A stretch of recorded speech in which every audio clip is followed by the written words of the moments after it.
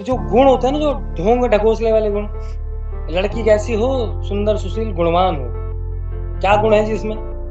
कई लोग गुण देखा देखी भी चुन लेते हैं कि यार ये चीज गलत है तो ये गुण ओढ़ लो, ये चीज अच्छी है तो इसको ऐसा कर लेते हैं, वैसा कर लेते हैं। वो गुण की बात नहीं कर रहे। जहां दिल नहीं जुड़ा होगा तो वहां वो ज्ञान के बाद जो गुण आएंगे वो भी पाखंडी है, नाटक है, दिखावटी है सारे, दिखावटी। द राइट वर्ड इज दिखावटी। एक पैटर्न है, उस पैटर्न को निभाना है, निभाना नहीं है एफर्टलेसली, ये होगा। आप कुछ मत करो, ईमानदारी से जय पकड़ लो। जिस दिन दिल से जय निकल जाएगा ना, सारी चीजें रेल के डब्बे की तरह पीछे आ जाएंगी। ज्ञान, गुड क्वालिटीज, गुण। शादी के लिए 36 गुण मिलाते हैं, एक लीडर चुनने के लिए 32 गुण देखते हैं। सिंहासन 32 ही सुना होगा ना आपने। एक अच्छा लीडर होगा जिसमें 32 गुण होंगे। और आप ये बुक खरीदोगे ना जब, राजा भोज और सिंहासन 32 ही, तो उसमें वो 32 उसमें पुतलियां लगाई हैं सिंहासन में। पुतलियां कौन सी हैं? एक पुतली सबसे फर्स्ट क्वालिटी होनी चाहिए पराक्रम। पढ़ो उस कहानी को। अगर किसी लीडर में पराक्रम नहीं है, कर्म मतलब पैटर्न, पराक्रम मतलब पैटर्न के आगे की सोचने वाला बंदा, बंधी बताई पीढ़ी पिटी पिटाई विचारधारा पर चलने वाला इंसान नहीं, तो ऐसे इस तरह से गुण होते हैं। तो गुण, और सिंपल सी बात है, देखो इसमें कोई बहुत बड़ी बात नहीं कह रहा हूँ। बिना ज्ञान के अगर आपके अंदर गुण आ गए तो पहली बात तो आए कहाँ से? दूसरा सवाल है कि वो सच्चे गुण है। तो आपके अंदर जब ज्ञान नहीं आया तो ये तो पक्की बात है आप अज्ञानी हो। तो गुण कहाँ से आए? नकल करके। बिल्ली को आपने बैठा दिया मंच पे सत्संग करने के लिए, कब तक बिल्ली रहेगी? जब तक चूहा नहीं दिखेगा। गुण क्या होंगे? गुण की नंबरिंग क्या है? गुण में टोटल लिस्ट क्या है गुणों की? 32 गुण कौन से जो लीडरशिप के लिए जरूरी है? शादी के लिए 36 गुण कौन से जरूरी है? बाकी पे हम बात करेंगे कभी डिटेल में। लेकिन गुण होता क्या है? गण सुना है? गण, गण मतलब मैसेंजर, पैगंबर भी कहते हैं ये लोग। गण, गुण क्या होंगे? एक आदमी ज्ञानी बहुत है, कहीं दूर जंगल में जाके बस गया है, किसी से लेना नहीं देना नहीं, उसमें 108 के 1,08,000 गुण भी हो, किसी काम के नहीं, जीरो, क्योंकि उसका ज्ञान जीरो हो गया है। किसी का फायदा तो है नहीं। जंगल में बैठा है, फल फूल तोड़ लेता, खा लेता, सो जाता है। क्या फायदा ऐसे ज्ञान का? महात्मा बुद्ध को ज्ञान हुआ, वापिस भाग के आए शहर में लोगों के बीच में। महावीर जैन को ज्ञान हुआ, वापस भाग के आए लोगों को ज्ञान देने के लिए। उन्हें पता है कि अब मिला है तो बांटना है, देना है। गुण क्या है? आपके ज्ञान को लोगों के लिए हेल्पफुल करने के लिए जो माध्यम होंगे, जो इक्विपमेंट्स होंगे, वो आपके गुण है। मेरे पास मेरे सारे हीरे की भाई मिट्टी हट गई, मुझे ज्ञानी हो गया, मुझे सब पता चल गया, मैं सब समझ गया हूँ, सब क्लियर हो गया मेरा। अब मैं जब किसी की हेल्प करूंगा तो किसी ना किसी इक्विपमेंट से कर पाऊंगा, वही इक्विपमेंट गुण होंगे।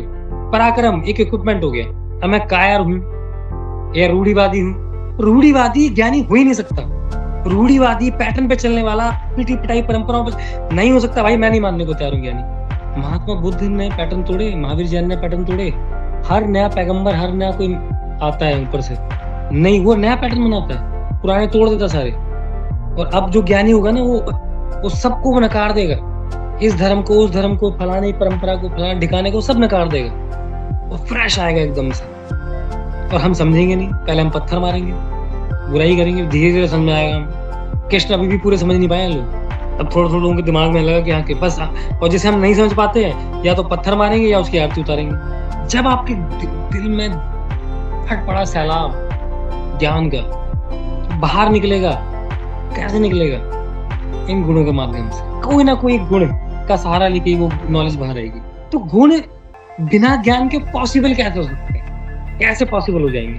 और अज्ञानी को तो कैसे भी हो सकते हैं भाई। और आप अज्ञानी हो, ज्ञान नहीं है, इसका मतलब फंडामेंटल वैल्यू को आप कह रहे हो फंडामेंटल वैल्यू को नहीं मानता, ज्ञानी बनो तुम। कैसे? मैं अप्रिशिएट नहीं करता लोगों की, बुराई करता हूँ। ये घिनौटे लोग हैं, ये इनके साथ क्या उठना बैठना, ये तुच्छ लोग हैं, इन्होंने कभी ये ग्रंथ नहीं पढ़ा। कैसे पॉसिबल है भाई? क्या साइंटिफिकली कैसे पॉसिबल? पवन तनय बल पवन समाना, बुद्धि विवेक विज्ञान निधाना। विज्ञान के निधान है हनुमान जी, तो उनकी हनुमान चालीसा अनसाइंटिफिक कैसे हो सकती है? अब लोग किताबें लिख रहे हैं जय के ऊपर। एक बुक है द मैजिक नाम से, रोंडा बर्न की, सुनिए किसी ने? पूरी बुक में कुछ नहीं है, सिर्फ ये सिखाया गया है लोगों को अप्रिशिएट करो, लोगों को थैंक्स बोलो।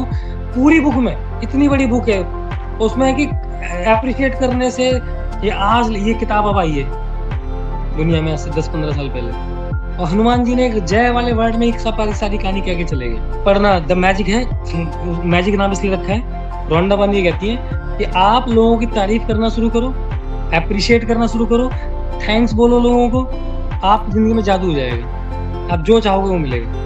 और किताब का नाम इसलिए उन्होंने जादू रखा है, मैजिक। तो अप्रिशिएशन करोगे तो फंडामेंटल वैल्यूज बारीकी से खुल के सामने आएंगी। क्योंकि मैं उसको इसलिए नहीं उठा रहा हूँ फंडामेंटल वैल्यूज को, क्योंकि समय, वक्त और परिस्थिति के हिसाब से फंडामेंटल वैल्यूज मोल्ड होती हैं। भगवान राम के टाइम पे जो चीजें फंडामेंटल वैल्यू थी वो कृष्ण के टाइम पे काम नहीं आती। भगवान राम को बहुत अच्छा शत्रु मिला था, रावण। अभी शकुनी और दुर्योधन के सामने राम जी को करते ना, बीच रोड पे बेच के खा जाते उन्हें। अब एक किताब रटी रटाई फिक्स लिख दी जाती है उस टाइम पे, यही फंडामेंटल वैल्यूज हैं, तो मर जाते लोग। फिर क्या करते? राम लिख के चले जाते, कृष्ण उनको फॉलो करते, बस सुसाइड करना पड़ता। शकुनी तो मार देते उन्हें, कृष्ण को बीच चौराहे पे काट के फेंक देते। समय के हिसाब से, वक्त के हिसाब से, परिस्थितियों के हिसाब से, देश के हिसाब से, ज्योग्राफी के हिसाब से फंडामेंटल वैल्यूज बदलेंगे। लेकिन मकसद क्या होगा? मकसद होगा सर्वजन हिताय सर्वजन सुखाय।